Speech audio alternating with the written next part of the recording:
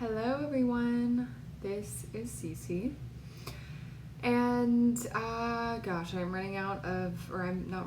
forgetting the episode numbers. I think that it is 8. I honestly don't want to count anymore because I feel like at some point people start getting obsessed with the chronology, is that a word? Chronology of it, and it's like, oh no, I missed blah blah blah, and now I'm like, I definitely feel that. I think I'm gonna stick to the titles. I don't think I've been putting numbers in the title anyway, so hopefully if you guys are like semi feeling some anxiety about missing other numbers, for all my fans out there, you know, my mom, my sister, you know, there's so many family members that are fans. I'm just gonna keep it as the title so you guys don't think you're missing anything. Definitely can start at any place in this podcast and you'll be fine.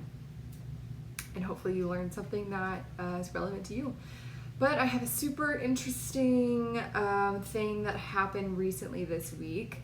And it's always interesting because if you're in the podcast world and you're interested in the mental health self-care podcast, it's always sort of the stars sort of align with the thing that you're working on. So I was working through a lot of anxiety this week and all the time, but definitely this week.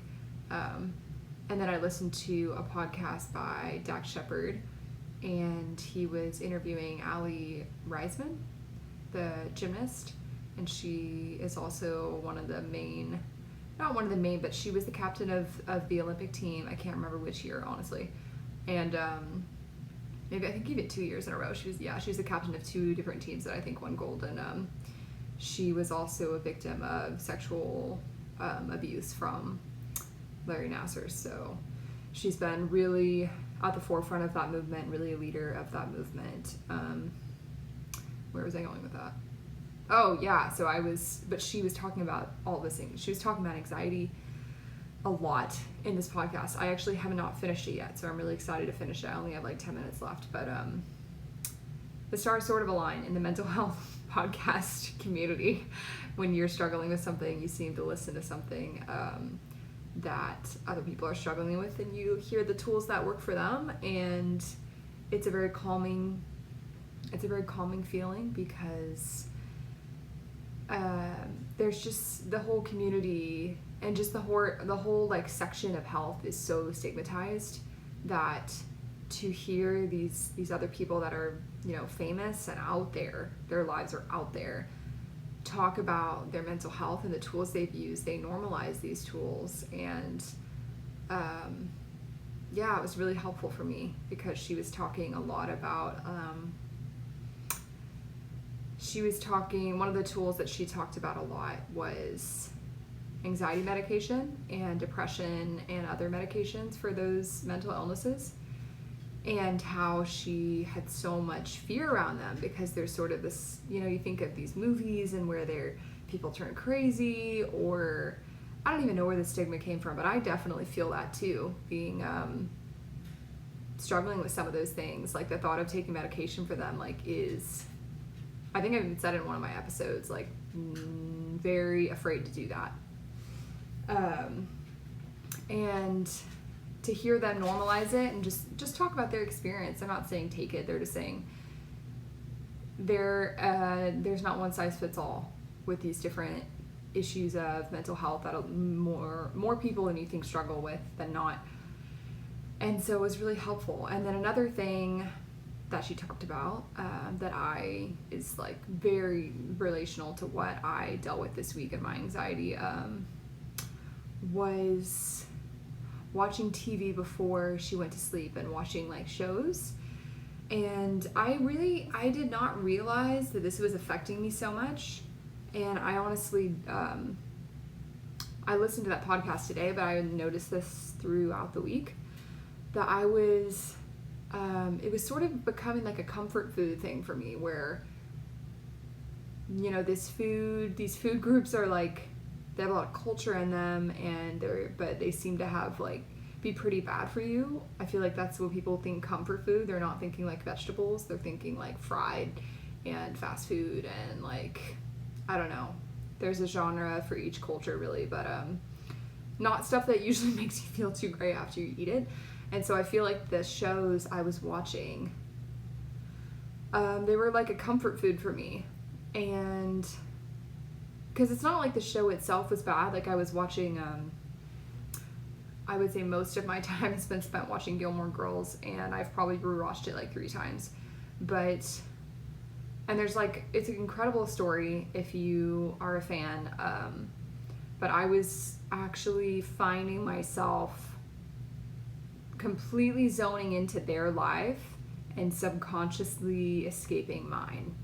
So, which was escaping my anxiety of my job and my just a organization where you have little control, which is really hard for me.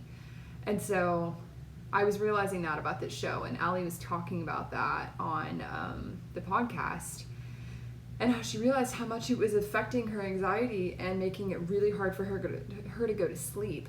And I mean, everyone talks about like screen time and don't look at your screen before bed, but like honestly, how many people that like have had a phone since they were 13, like I have, don't look at their screen before they go to bed? Like, I wouldn't say I'm texting like crazy, you know, like I was when I was like in my first relationship in junior high, but we're looking at our phones a little bit, and I'm sure a lot of us have been able to sleep, so it's kind of tricky. It's like, does that really apply to me? And it's like, yeah, I think the psychology of screen time, I'm sure it keeps your brain awake, but there's like another aspect of it for me where that always happens in the middle of the show where I just found myself going to bed and being forced back into my reality. And it's like the beautiful comfort of Stars Hollow, which is the town in Gilmore Girls. It was like taken away from me, and I realized, ooh, yikes. All of the stuff comes back. And it's not, you know, it's not like necessarily the things that are going on are like really horrible in themselves, but it's the fact that when you run from things and you run from emotions, they tend to like catch up very fast and like slam into you, to be, you know, try to put a analogy to it. So that will wake me up and keep me awake for the rest of the night and the rest of the next day and the rest of the week. So I finally kind of came to that realization this week, and I was like, okay. And that's what Aly was talking about too, but a little bit on, she wasn't talking about it in that depth about anxiety, but more about what was keeping her awake. But I was like, okay, I'm going to try something a little different, because I'm not the type of person that wants, like I am a lean in kind of person. Like I think I said that in the last podcast. Like I want to break everything down. I want to be comfortable with it all. I want to know it. I want to know me like better than anyone. And I don't want to rely on like the world or TV shows or anyone to like make me feel comfortable in my own skin and in my own emotions. So I was like, okay, no, I'm not trying to run away from anything. Like it feels good to be in Stars Hollow, but that's not my life. That's not their life either. It's comfort food. And it doesn't mean it's bad, but it needs to be done in proportion, and it doesn't need to be your every single day thing. You know, it's basically becoming a little bit of an addictive habit. So I tried something a little different. Instead of watching a show, I started, because I mean, watching TV, there is something calming about that. Being able to relax your mind when you're using it all day. Like I get that. I don't think you can just, when I go cold turkey on things, that tends to make me sort of relapse a lot harder. So I don't want to do that. I have to kind of wean out of habits when I realize that they're not super healthy for me. So I was like, okay, I'm gonna look up on YouTube like a couple things I'm interested in. And at first I looked up anxiety journaling, and I think the first thing that came up was bullet journaling. And bullet journaling's always been a little bit intimidating to me because I'm not super artsy and craftsy. Like I will try, But I mean, some of these people's videos that they put on YouTube for bullet journaling, I'm like, I'm really proud of you for getting to that level, but that's, and my favorite, it says for beginners. I'm like, how is this possibly for beginners? Like, you have like, you know, you're pulling out like 6 different calligraphy pens and all these rulers and markers and crayons. I'm like, it's not gonna happen. Or maybe that's not a beginner thing for me. I need to like, I could get a set of crayons, but that would be like all I could get. Like the rulers and stuff, just, and they're writing in like, they're basically creating calendars. I'm like, how is that? So that honestly, but I mean, it wasn't like I was escaping anything. I was like, you know what? I appreciate the suggestion, but that honestly would probably make me more anxious. So not probably gonna work for me, but I felt better than if I was like in Stars Hollow, or I felt better after. And then from there, you know, the YouTube rabbit hole doesn't have to always be super unproductive. It took me into like anxiety journal prompts, and there was one video that I didn't really vibe with that much, and so I looked at another one and it was really good. I haven't tried the prompt yet, but just listening to this girl explaining her prompts and like how she answered them and her experience, I was like, you know, it made me feel like I wasn't alone, and that this girl was, there was a way, you know, out of some of those thinking traps that people that have a tendency toward anxiety feel. So that was really helpful. And then I also dove into some pop culture like mini documentaries that were like 15 minutes long, and I did like one of those, I think of, I love the late 90s and early 2000s, like music, movies, relationships, everything. Super, I don't know why, I just feel really connected to that. So I looked through, I watched like Britney Spears' best performances of the 90s, and Britney Spears was like the very first CD I got when I was, I don't even know, I think it was in kindergarten. And yeah, so that was really cool. But I was like, okay, I'm at a certain point I did stop. I was like, I need, you know, I'm not gonna watch these all night. But it felt really different because I felt present. Present with my anxiety, and also present with, because I was putting energy into things I'm interested in, and I was putting energy into myself. I was leaning in. So it was a totally different feeling when I went to bed. It was screen time, and I think last night I actually didn't use any screens at all, but I think it was a screen time that actually made me feel really good in a present way, and not in a distracting, easy button way. So yeah, it was a great, it's been an interesting reflection, and I think, you know, I really thought this whole time that I was just absolutely exhausted from work, and I definitely was, but I thought the show, you know, was all I could do, was watch this show. That's all I can do. And I think that's sort of like the hold that those shows have on people. Not that I don't love shows, but I think you really need to be reflecting before sort of sitting on the couch and watching some of these things, because it can be sort of like sitting on the couch with a bottle of wine, in like the way that it kind of affects your mind and takes you out of your body and out of yourself and out of your life. So, you know, there's a lot of things that can be used in an addictive way and that in an unhealthy way. And we just need to be, I think it's been helpful for me to reflect on that, because this whole time I thought all I could do was come home and watch TV. And I think that's sort of what these shows were making me feel like. And they were taking a lot of energy from me, because after that show, I didn't feel like I knew me any better. I didn't feel like I had invested in myself anymore. And I just didn't feel good. And I felt all of the anxiety and all of the everything come at me at once. And it's just like, yikes. It's not productive. So really interesting reflection this week so far. And I feel a lot more in control, you know, knowing this part of myself. And I feel a lot healthier because I was really worried that like and even my boyfriend was like, is this you? Is this like what you do after work? You watch like 3 hours of TV every night? And at first, I was like really triggered by that. I'm like, this is all I can do, and this is what makes me safe, and it was, but it's like, it's sort of, it's kind of doing, yeah, I mean, it's an addictive thing. It's like they make you feel better, but they're making you worse at the same time. So it's a counterintuitive thing, but once I reflected on it, I'm like, yeah, this isn't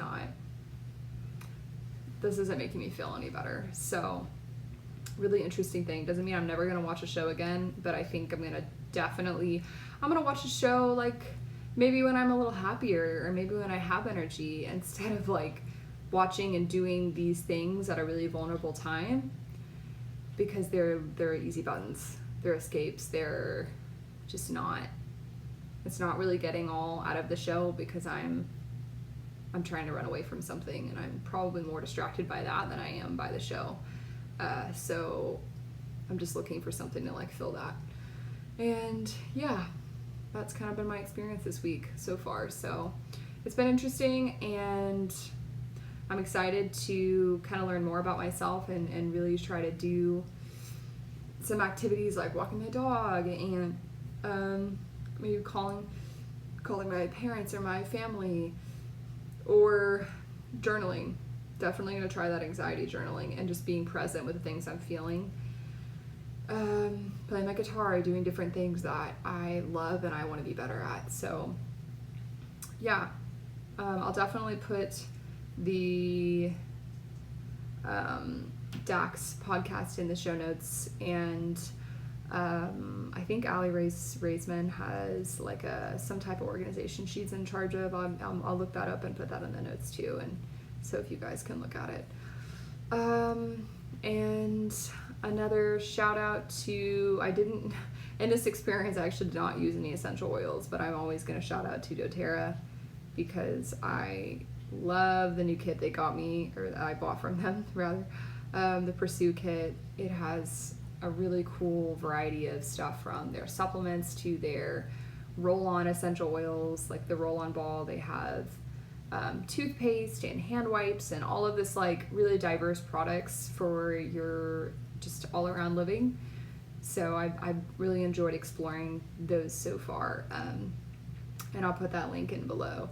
And also shout out to my good friend Ella, who is an artist, and she has her Ruth Bader Ginsburg stickers and her I Voted stickers and some other stickers on her page at Endlessly Ella.